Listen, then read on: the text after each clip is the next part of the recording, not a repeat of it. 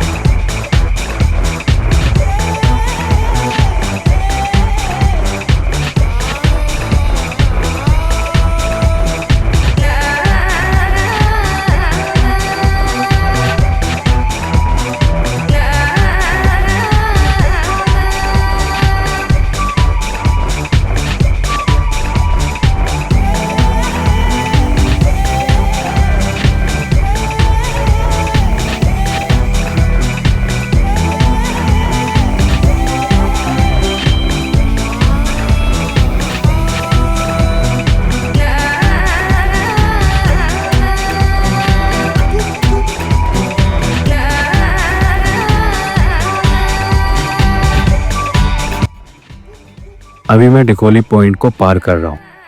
ये वो जगह है जो कॉर्बेट की कनेक्शन बेल्ट कहलाती है, जहाँ बहुत सारे रिजॉर्ट्स और रेस्टोरेंट्स हैं, और दिनों में ये रोड काफ़ी बिजी रहती है। आज भी यहाँ बहुत हलचल है, गाड़ियाँ हैं, लोग हैं। लेकिन जैसे ही आप थोड़ा आगे बढ़ते हैं सब कुछ अचानक शांत हो जाता है, जैसे किसी शहर को म्यूट कर दिया हो। अब सिर्फ हमें और ये जंगल।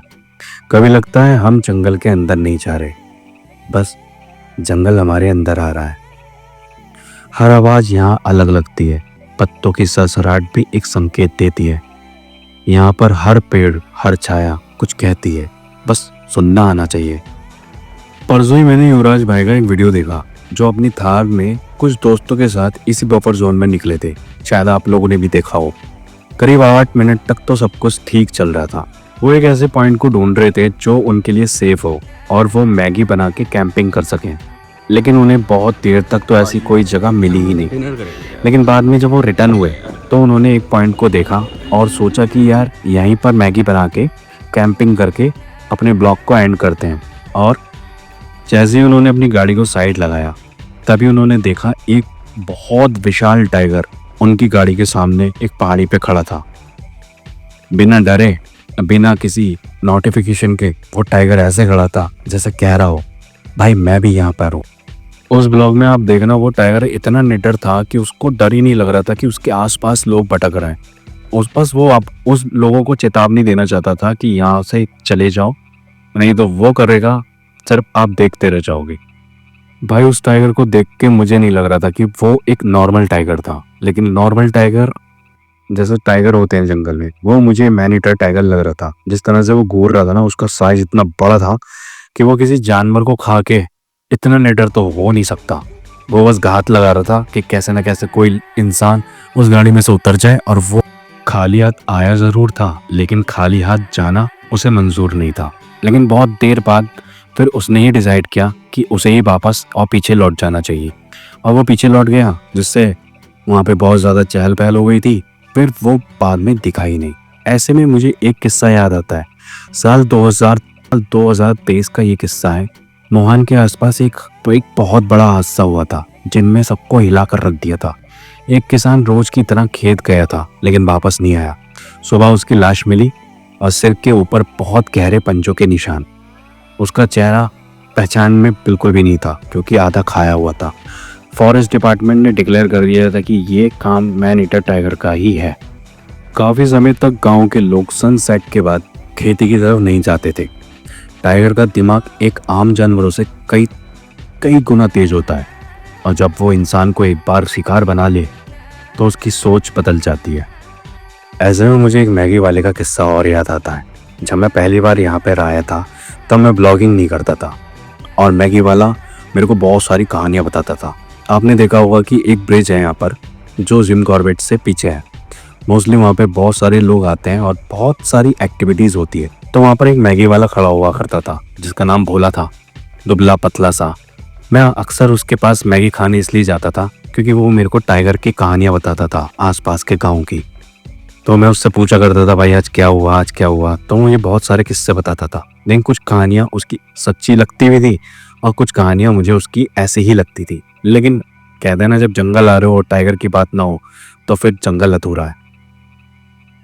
फिर मैंने उससे बोला कि भाई कुछ ऐसा किस्सा सुनाओ जो कि आपके बिल्कुल आंखों के सामने हुआ हो। तो उसने मुझे बताया कि एक बार ना वो मैगी बना रहा था, रात के 8:30 बज चुके थे। तब वहाँ पर जो ब्रिज है ना, उसके पास 2 लड़के खड़े थे और नशा कर रहे थे। तभी उसी के पास उसने देखा कि एक लड़का टॉयलेट करने नीचे की तरफ गया और फिर वो वापस नहीं आया, और फिर दूसरा वाला उसे देखने फिर दोबारा से नीचे गया और वो भागता हुआ बहुत तेजी से गांव की तरफ बढ़ने लगा। तो उसने कहा कि क्या हुआ क्या हुआ। तो वो जैसे ही नीचे झांकने गया तो उसने देखा कि एक टाइगर उस लड़के को शिकार कर रहा था। जैसे ही टाइगर ने उसकी तरफ ऊपर को देखा तो उस टाइगर को लगा कि उसकी जान खतरे में है, और उसने अपने शिकार को पकड़ के नदी पार सीधे लेके चला गया पहाड़ों की तरफ। और वो मैगी वाला अपना ठेला वेला छोड़ के सीधे भाग गया। और फिर अगली सुबह वहाँ पर पुलिस आई। पुलिस ने छानबीन की लेकिन पुलिस के हाथ कुछ भी नहीं लगा। तो मैगी वाले की ये बात मुझे कभी सच लगती भी थी और नहीं भी लगती थी, लेकिन किस्सा है भाई, जंगल में कुछ भी हो सकता है। और अब मैं जब उस एरिया में जाता हूँ तो अब ना वो मैगी वाला है और ना वो मैगी वाले का कोई आता पता। हमें पूछूँ तो किससे पूछूँ, क्योंकि यहाँ पर कुछ भी कोई बताने को राजी नहीं है। और वो अचानक से गायब हो गया। क्या हुआ कोई नहीं जानता, शायद ये जंगल ही सब कुछ जानता है।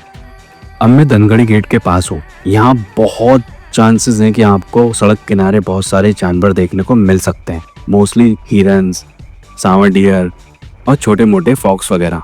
ठीक है, अगर किस्मत अच्छी हुई तो टाइगर दिख जाएगा, अदरवाइज भाई टाइगर तुम्हें देख लेगा लेकिन तुम उसको नहीं देख पाओगे। और ये जगह अभी बहुत सुनसान है, अभी खाली है, क्योंकि यहाँ पे 15 जून से 15 नवंबर तक ये सब कुछ बंद रहता है। मानसून चल रहा है ना, लेकिन यहाँ का म्यूजियम अभी भी खुला हुआ है। मानसून में भी आप म्यूजियम के मजे ले सकते हो, जिसका टाइमिंग सुबह 9 बजे से शाम के 5 बजे तक है, और ticket cost only 100 rupees per person. अब मैं आगे नाले की तरफ बढ़ रहा हूँ। हो सकता है कि भाई वहाँ पे अभी पानी भर रहा है क्योंकि बारिश हो रही है ना, तो क्या पता कोई जानवर देखने को मिल जाए। और रात के टाइम अगर आपको कोई जानवर दिख गया तो भाई आपके बल्ले बल्ले। आगे एक नाला है जहाँ एक बार बारिश में एक बस गिर गई थी, और बस गिरने से उसमें जितने सारे पैसेंजर थे उन लोगों की हैंड टू हैंड डेथ वहीं पर हो गई थी। और कहते हैं आज भी उस रास्ते पर, यानी कि इस रास्ते पर उन्हें बहुत सी अलग अलग तरीके की आवाज़ें सुनाई देती हैं। ये कितना सच है कितना सच नहीं, ये तो सिर्फ जंगल या जंगल के लोग ही जानते हैं। अब ये एलिफेंट कॉरिडोर बनाया जा रहा है अभी तो पूरा नहीं हुआ, लेकिन जल्दी ये ब्रिज बन के तैयार हो जाएगा, जिससे वाइल्ड लाइफ और ज़्यादा बढ़ जाएगी। और ये ब्रिज बनाने का कारण भी बहुत ज़्यादा इम्पोर्टेंट है, क्योंकि जितने सारे जंगली जानवर हैं मॉनसून में इसी नाले से पानी पिया करते हैं। टाइगर, हाथी, छोटे मोटे सारे जानवर।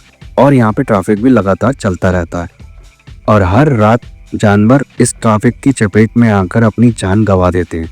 तो ये सब कुछ मद्देनज़र रखने के बाद यहाँ की जितने कॉर्बेट के सारे अधिकारी हैं, उन्होंने फैसला लिया कि अगर हम ब्रिज बना देंगे तो वाइल्ड लाइफ ब्रिज के नीचे से निकल जाएगी और सेफ रहेगी, और जितना सारा ट्रैफिक है वो ब्रिज के ऊपर से पार हो जाएगा।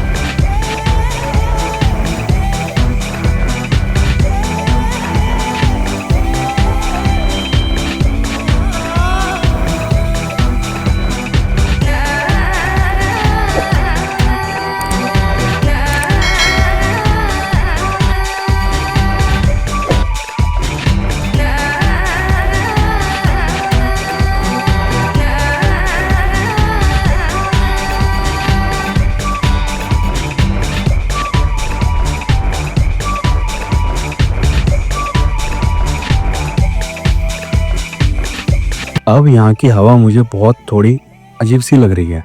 डियर भी लगातार कॉलिंग कर रहा है, और ये सावर डियर की आवाज़ है।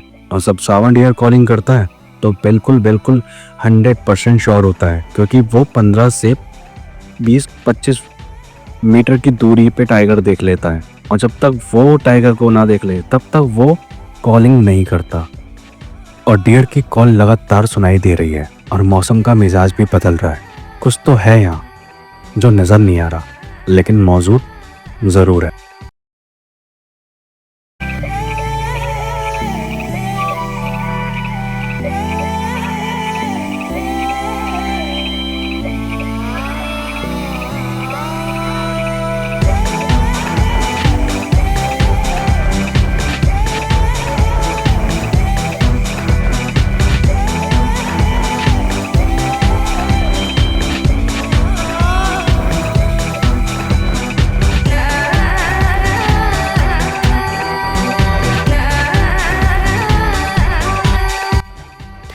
अब वक्त है वापस जाने का, क्योंकि आगे जाऊंगा तो डेफिनेटली बारिश में मैं फंस सकता हूँ, और बारिश में फंस गया तो घर नहीं जा पाऊंगा।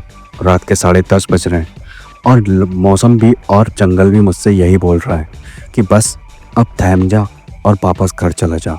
और जब जंगल आपसे बोल रहा हो कि वापस चला जा, तब हमको जंगल को चेतावनी नहीं देनी चाहिए और वापस अपना रुख मोड़ लेना चाहिए।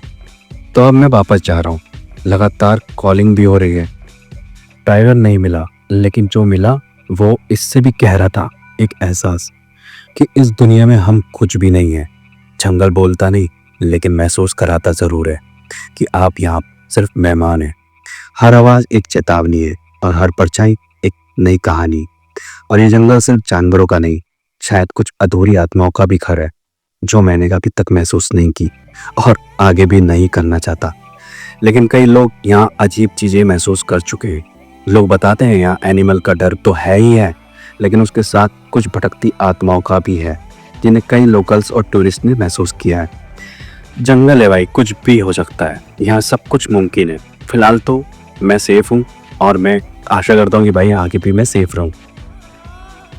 जंगल में बहुत से रूल्स हैं जो लोग अक्सर नहीं मानते। हर जगह बियर की कैन और कूड़ा करकट करके घर चले जाते। भाई ऐसा बिल्कुल भी मत किया करो। ये घर है जानवरों का, तुम्हारा तो बिल्कुल भी नहीं। इसे साफ रखना ही हमारी जिम्मेदारी है। अगर आपको ये सफ़र पसंद आया हो तो कमेंट करके ज़रूर बताइए। अगर आप मेरी तरह या मेरी किसी भी बात से रिलेट करते हैं, कमेंट में ज़रूर बताएं।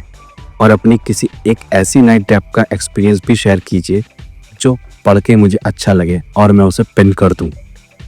कि आप भी किसी ऐसी रात में जंगल में निकलना चाहते हैं तो बने रहिए मेरे इस ब्लॉग में। मिलते हैं अगली किसी और ट्रिप पर। तब तक के लिए स्टे ट्यून और याद रखिए, respect the wild and wild animals.